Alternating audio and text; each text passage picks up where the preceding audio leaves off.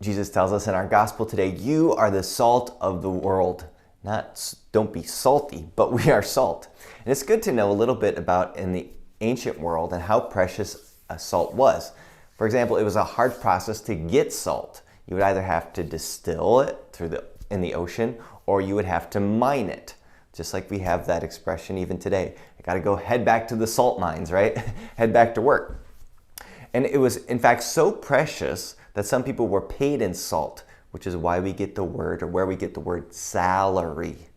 It's interesting that it was that precious in the ancient world, but it was precious because it was a preservative. It was one of the few preservatives that they had, so it would maintain things and for the long term. But also remember that salt is not used on its own. You don't just eat salt as it is, but it's used to bring out the flavor of other things.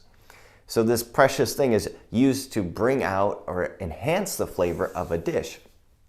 So Jesus is saying to us that we shouldn't think of ourselves as just sort of individual people, but bringing out the best in others, bringing them to, in the light of Christ, to see themselves as they truly are, as meant to be, as holy people. And we see that example in our first reading today with the prophet Elijah and the widow. Now, widows in the ancient world were not valued or seen as precious. They were totally vulnerable they didn't have someone to provide for them. And so in Elijah going to this widow, he's saying to her, you are precious. You have a call. He is being like that salt to her, and he is calling forth in her the beauty of her own faith and inviting her to witness that to the greater world.